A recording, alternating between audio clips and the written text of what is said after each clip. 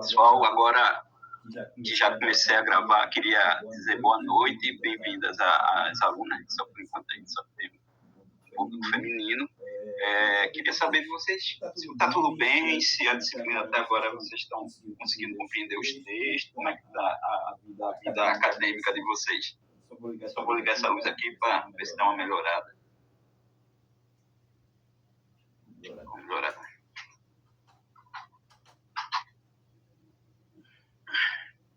Estão aí, minha?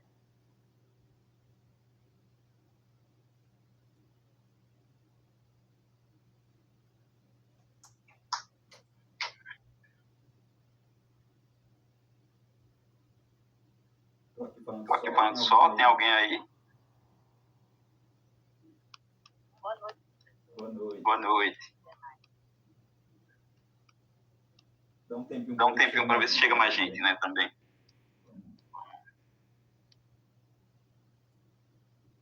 Vamos ver.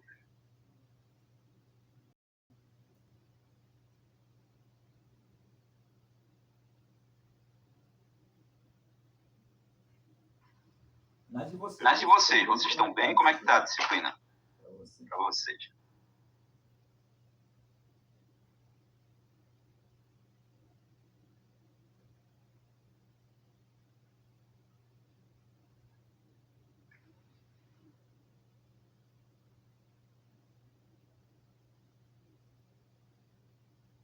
É gente?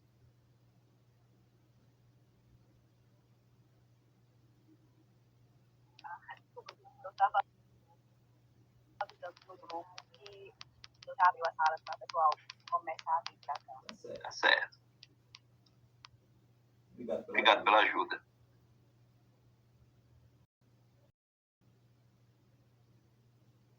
Vou avisar também que estou esperando.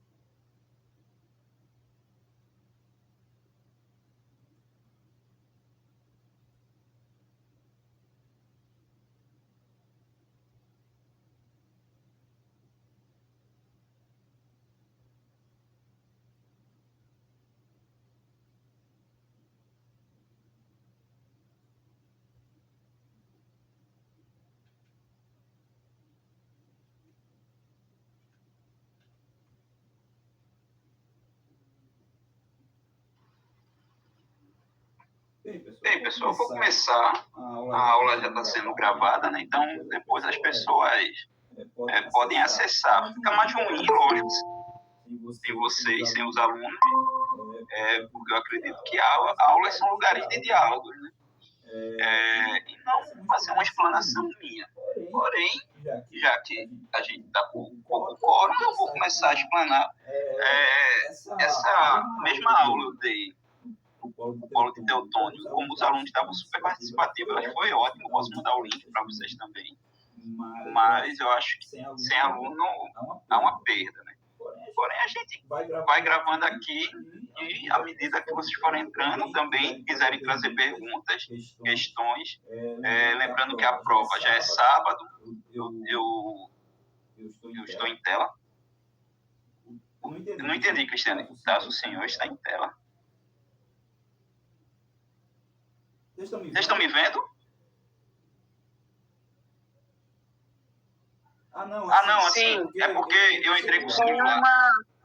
Tem dois acessos. Eu sei, é porque eu estou com o celular, aí eu botei para gravar no celular, porque meu computador é Linux e eu não consigo gravar nele.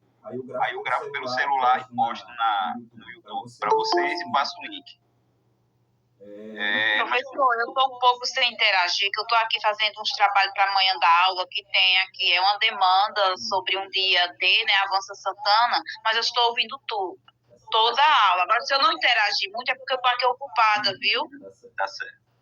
Mas a aula está sendo gravada, toda vez que você acessar ela depois. Ó, tá entrando gente. O que eu queria começar dizendo que, à medida que vocês trouxerem questões, a aula vai ficar mais interessante. Porém, eu me organizei, né? Sempre tem que ter o plano B, né? Que é dar uma aula mais expositiva, que é uma aula dialogada. E comecei a dizer que eu coloquei essa camisa hoje justamente porque é a camisa da União Soviética, do futebol, né? CCCP. Para mostrar que, por mais que eu faço grandes críticas à historiografia marxista, à maneira marxista de pensar a sociedade, eu queria dizer que é feito um time de futebol. Eu não jogo no time, mas torço que ele ganhe. Eu acho uma corrente de pensamento que é para além da historiografia. A gente tem outros campos do marxismo. É mais interessante, não é a historiografia o principal dele. A ciência social, a ciência política bebe no marxismo, avança muito mais do que a história. Mas eu queria dizer que é uma corrente que no momento encontra-se defasada não, mas como eu posso dizer, encontra-se minoritária na universidade. Como acho que eu já disse aqui para vocês, que são poucos os historiadores marxistas, né? São poucos os intelectuais marxistas, comparado com outras correntes. A gente vive num momento que somos muito mais complexos no campo teórico, metodológico, na historiografia e nas outras ciências. Por mais que exista um conjunto de fake news, de discurso, falando que a gente é tudo marxista na universidade e tal. Pelo contrário, a gente é muito pouco marxista. Gostaria até que fosse mais. Mas pensando o marxismo, o que eu acho de tão interessante no marxismo é que ele parte de uma premissa assim, básica, que é pensar as coisas a partir da sua construção material. Quais são as condições materiais para que algo aconteça, para que haja acontecimentos. Para a teoria marxista, isso é muito importante, porque ela vai se centrar nos modos de produção. Cada modo de produção vai gerar uma sociedade. E os modos de produção vai gerar cultura, vai gerar, além da economia, né, vai gerar discursos, práticas, classes sociais. E essas classes sociais estão sempre em conflito. Para Marx, lembrando que o motor da história é a luta de classes, ou seja, o que move a história, o que muda a história, o que permite que haja mudanças históricas é a luta de classes, ou seja, a disputa entre patrões e empregados, entre nobres e burgueses. Então, à medida que tem grupos antagônicos na sociedade, a história vai evoluir, a história vai andar. Então, o historiador marxista está muito atento à luta de classes. A luta de classes é fundamental. E a luta de classes... A luta de classes... Pode falar, Zilma. Eu ia falando que veio na minha memória agora que tem esse intelectual também, quem fala sobre essas correntes assim do materialismo histórico, é o Gramsci, né? Eu não sei se é isso, como é que se chama? É Gramsci. É italiano. E o outro, mas tem outro que diz também que a categoria fundante do homem é a luta de classe, é a luta é o trabalhador, né? Entre o proletariado e o... Quase isso. Para o Marx, ele vai dizer que o que é fundante para o ser humano é ele fabricar coisas, seria o homo faber. É o homem que fabrica, o homem que faz. Aí, a partir disso, vai gerar modos de produção. E os modos de produção vão gerar classes.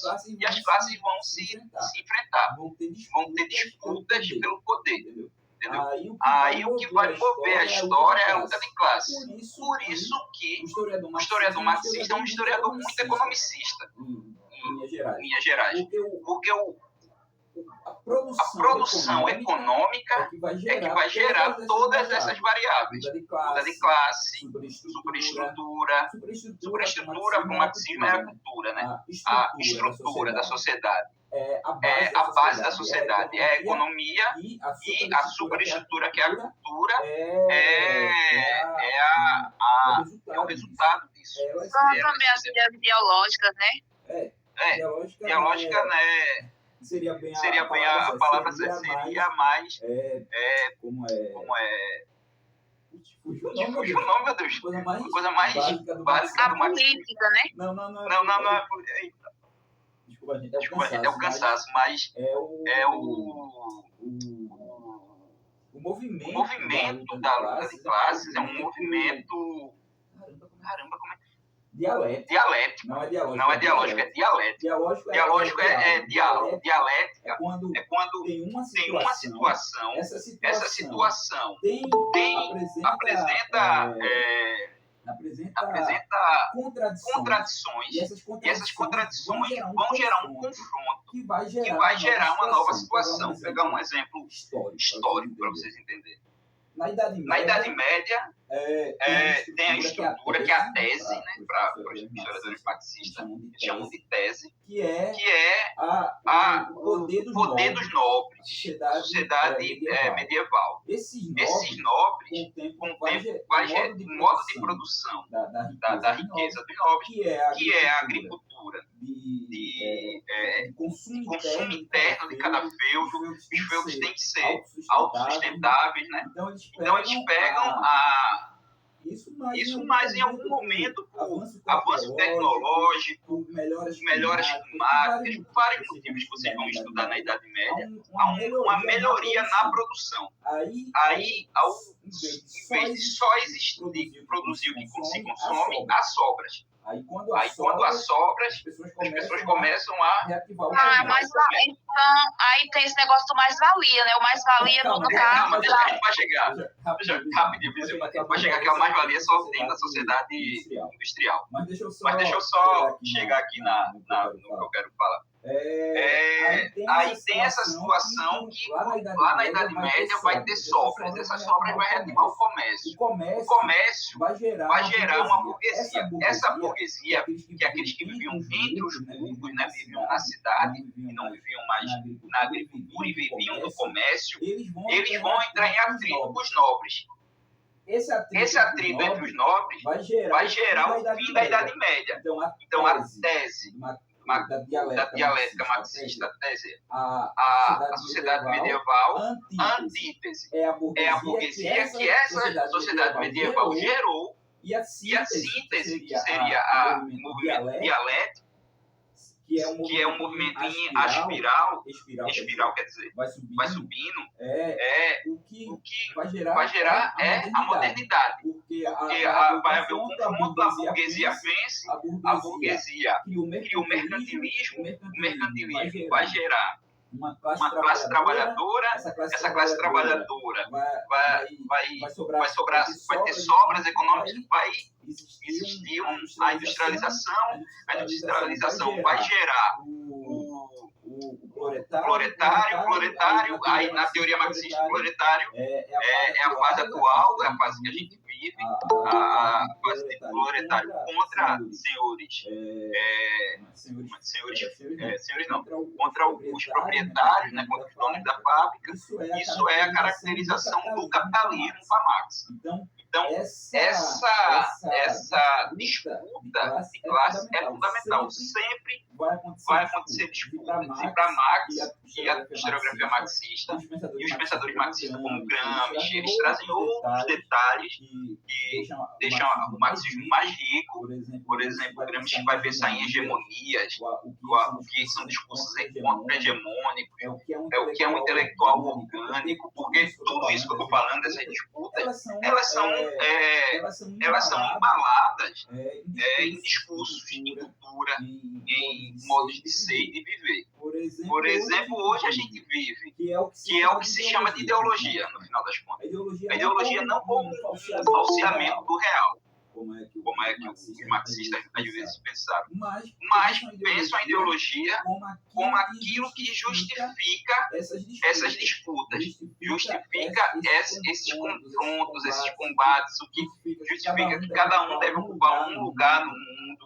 Por exemplo, hoje a gente tem uma grande discussão, uma grande construção ideológica de achar que todos têm as mesmas condições de vida. Você já deve ter escutado algumas máximas dizendo assim: o dia tem 24 horas para todo mundo. Vocês já ouviram esse tipo de coisa? Isso tenta igualar os desiguais, porque as 24 horas são diferentes para as pessoas. Uma pessoa que é herdeira, filho de um bancário, tem uma distribuição do tempo, uma vivência de tempo diferente. Então a gente não tem condições iguais. Então, essa coisa da meritocracia é um discurso ideológico. Um discurso ideológico que serve para camuflar as desigualdades. Dizer que a culpa da pobreza da população é dela, que ela não se esforça. Porque se esforçando, qualquer um chega lá. Isso é a grande mentira da nossa sociedade, uma grande construção ideológica que permeia a gente. Aí agora eu vou voltar para a questão de Zilma, que eu acho importantíssima, que é essa questão da mais-valia. O que você entendeu por mais-valia?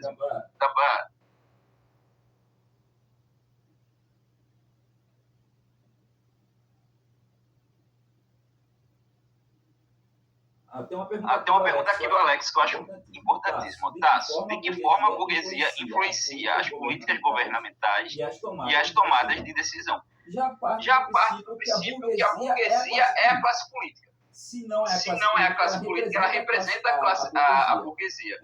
Ela representa os direitos. É tanto que a gente tem uma bancada do agronegócio, a gente tem o lobby das empresas. Então ela já está lá para representar mesmo. Assim, ela já é a representante natural. Mas ela também é a burguesia criadora de discurso.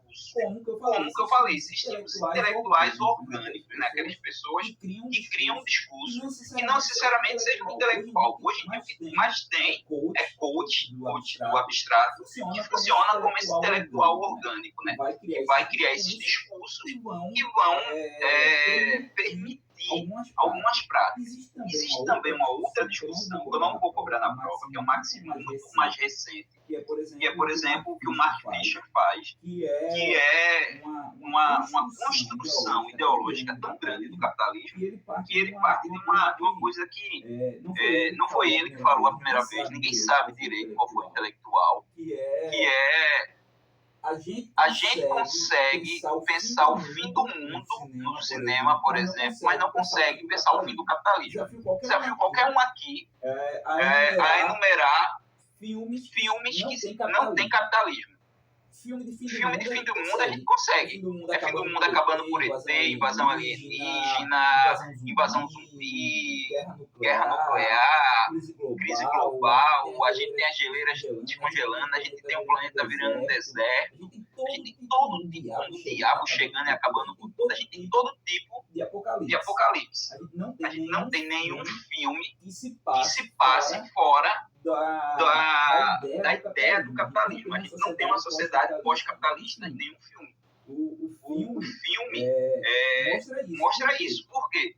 Porque politicamente, e eu estou falando política no sentido mais amplo, não só da nossa governabilidade, a gente não consegue sonhar para fora do capitalismo. Ou como diz a filosofia diz, o capitalismo capturou nossa externalidade. Então, como é que se dá na política isso? Na política, se dá na medida em que se aceita o capitalismo como a única forma possível de governo, sendo a única forma possível de governo, começa a se fazer políticas públicas que reafirmam o capitalismo, ou que tipo, como não existe externalidade, todo o arroxo é possível. Porque ou é isso, ou é o que se chama de necropolítica.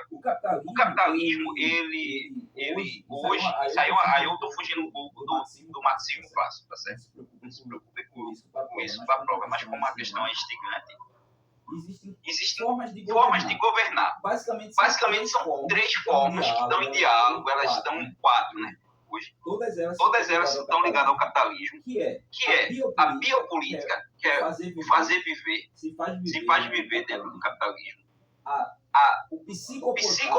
psicopolítica, que é as formas como a gente é incentivado com os nossos sentidos, com a emoção, com as coisas, para querer viver no capitalismo. A necropolítica, que é o capitalismo que também mata, que faz morrer ou deixa morrer. Necropolítica, biopolítica, psicopolítica e, no final das contas, é uma sociedade do controle. Assim, não é? São 3 formas de um controle, que é isso, que cada pessoa está sendo governada dentro dessa lógica. E o capitalismo faz a burguesia controlar essas formas.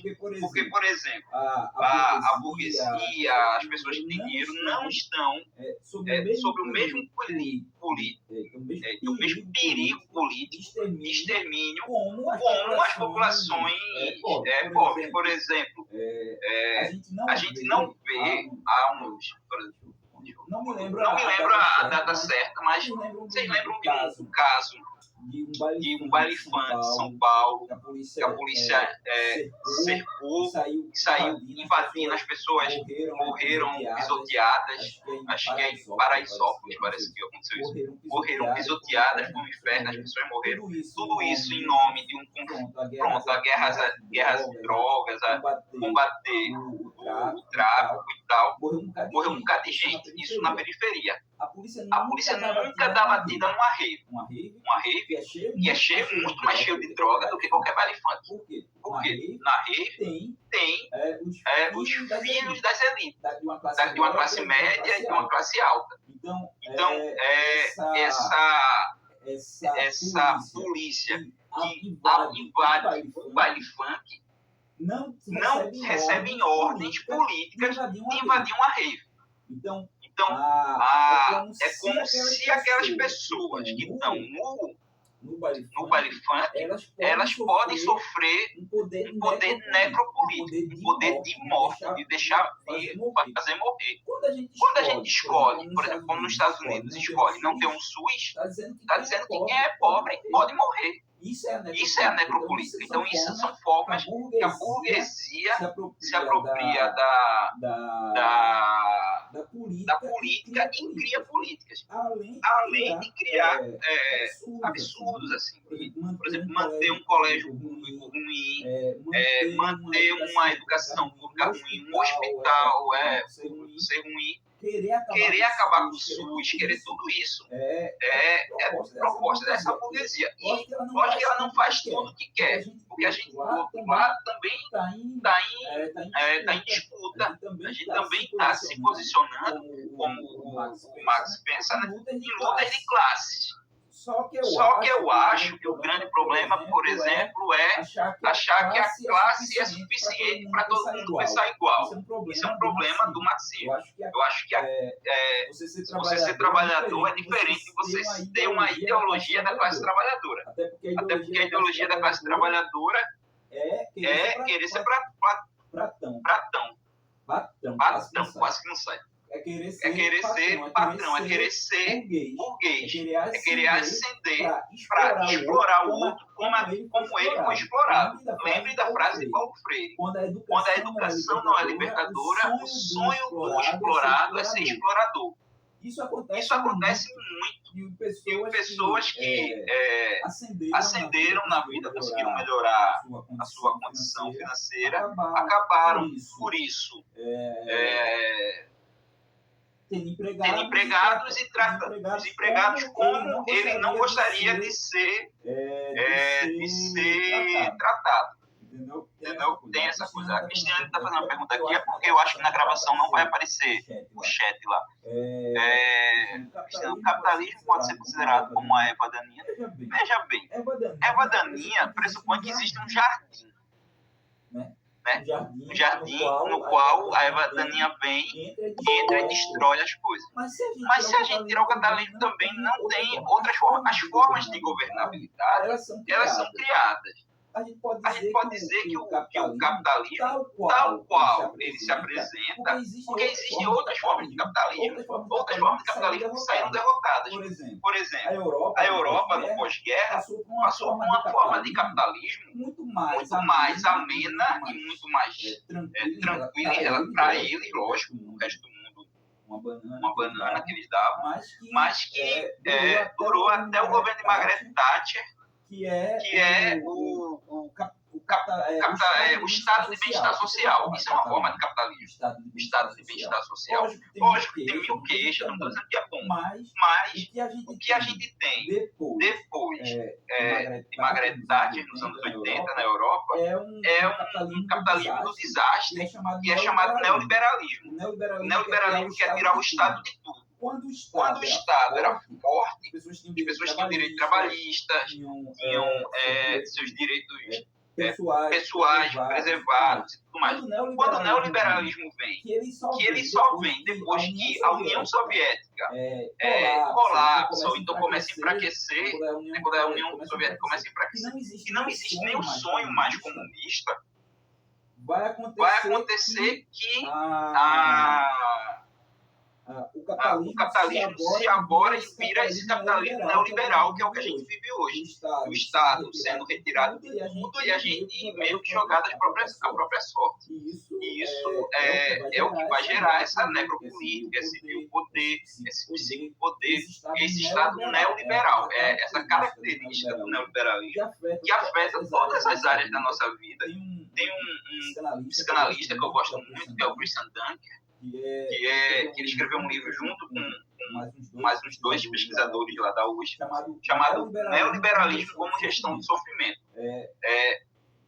Todo mundo conhece alguém, se não conhece, já passou por isso, que vive ansioso, que vive burnout, que vive numa série de sofrimentos psicológicos que é fruto desse nosso neoliberalismo. Como a gente não sabe como é que vai ser o dia do amanhã, por exemplo, há 50 anos atrás, mais ou menos 50 anos atrás, as pessoas tinham estabilidade no trabalho, as pessoas às vezes começavam a trabalhar num lugar e se aposentavam no mesmo lugar, na iniciativa privada mesmo, sem ser nada.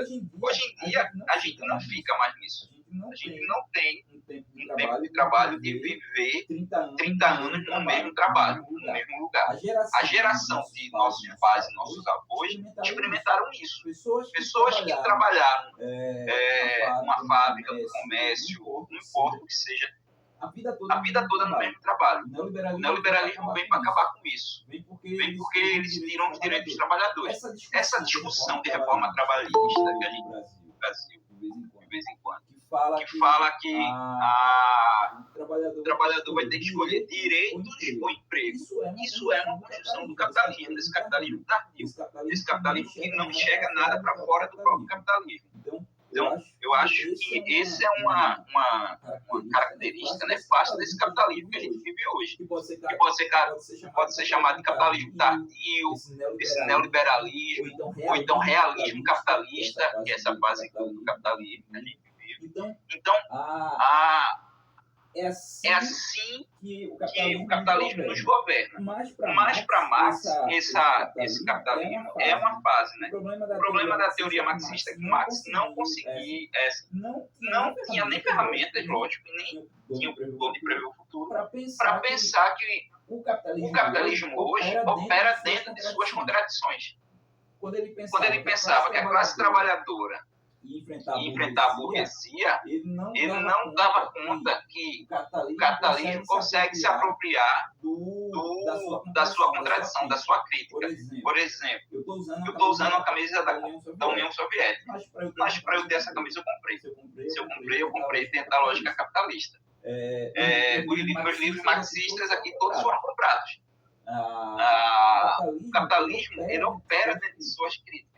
Quando a gente vai ver um filme que, por exemplo, uma grande crítica ao capitalismo é o filme Clube da Luta.